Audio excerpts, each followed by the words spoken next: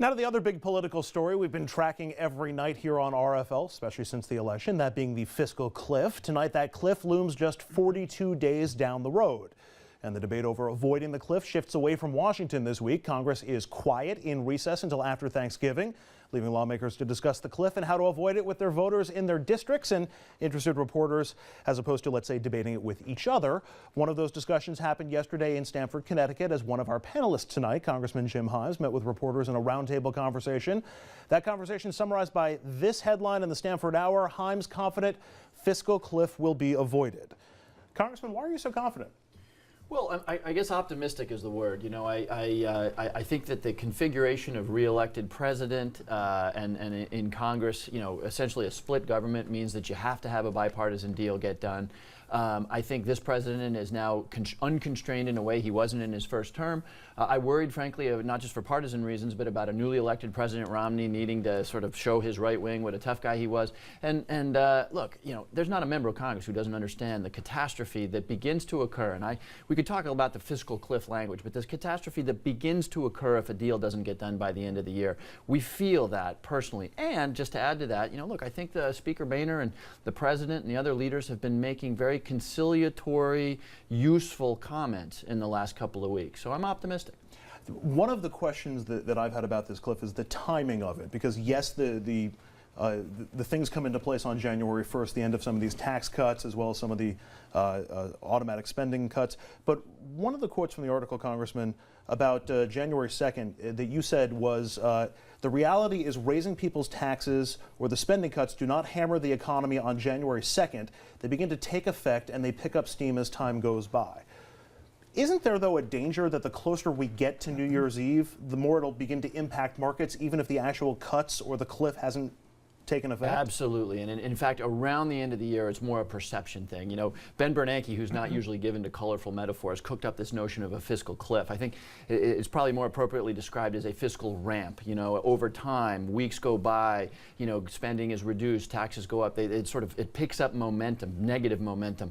However, of course, the markets now, because we all agree that it's a fiscal cliff, markets, I think, if there's not a deal done by the end of the year, I think markets could speak in the same way they spoke when, remember 4 or 5 years ago when TARP failed in the House, 800 points down one afternoon. So yeah, we've got an issue where, for perception purposes, if for no other reason, we'd better have an answer by the end of the year.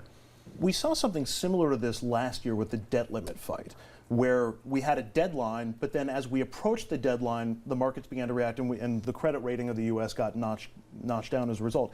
Shouldn't that be enough of an impetus to get everybody on the same page to get a deal done, you know, next week or as soon as everybody gets back? The facts usually don't get in the way of political posturing. But I would add that it's happening now. Deals, law firms, companies, private equity, hedge funds are doing deals now in advance of the potential of this thing to go awry. So, you know, my friends at big law firms are working 15, 17 hours a day now to close deals before some sort of calamity. But I think really, I agree with the congressman. I think this can be avoided. I think that Speaker Boehner, because of the way Eric Cantor was pushing him around and the way this map by piece in the New York Times Magazine sort of laid that bare, will really strengthen the Speaker's hand to show that he can make a deal without having to worry about his far right that, again, was just discredited in these elections, complicated by these members that lost.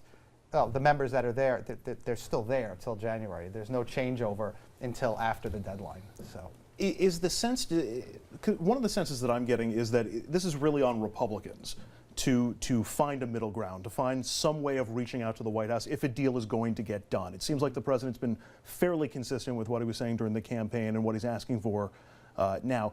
Do you guys agree with that? I'm not exactly sure about that. I think the president reading through the signals, that's all we have as of right now, except for the congressman who's in Washington. But it seems like the president is willing to come to the table on the entitlement cuts, as long as, I mean, he's been fairly consistent about this.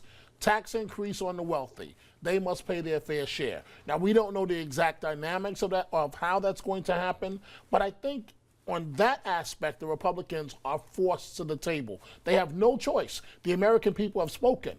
But on entitlement, cuts to entitlement programs, I think that there's some wiggle room for each side, and the left may not be too happy when this is all over and done with. I want to put up the pictures and names of 3 key Republicans in this process and see who you guys are all keeping an eye on most intently. And there's Speaker Boehner, as we indicated. He's reached out to the president before, and with the deal on the debt limit last year, he may be looking to compromise. You've got Eric Cantor, who's the majority leader in the House, and he seems to have the backing, or at least seem to be speaking for a lot of Tea Party members of Congress. And then you've got Grover Norquist, who, Americans for Tax Reform, he's the one who made everybody sign the tax pledge, no, we will not allow you to raise taxes at all.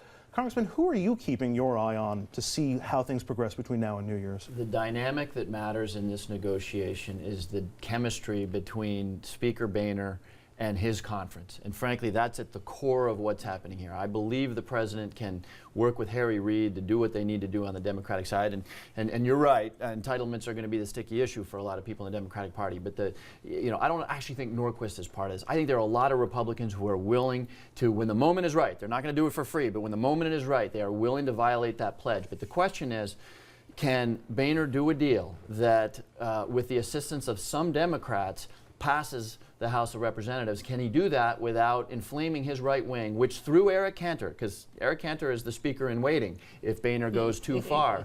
That's the key dynamic. And look, I think, Boehner too, like the president, Boehner is I'm a Democrat and we're different politically, but I respect him. He's a legislator. He will stand for his principles, but he will look for a deal.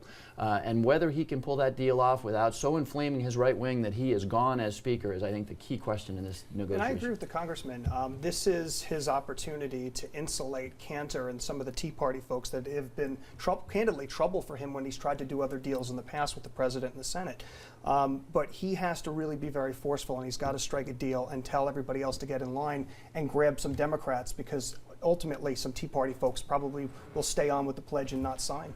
Very quickly, because we got to go to break, but can Republicans really walk away from that pledge? If they've signed the pledge, can they really vote to either increase taxes or tax revenue on the top 1%? Or? You call it something else. It's not a tax. I mean, Grover is relentless in this, but you just call it something When it comes down to their survival, of course they can. It's that simple. And the other key thing you need to remember is what looks like a tax increase on December 29th is actually a tax decrease on January 2nd, Right. because they've expired, right?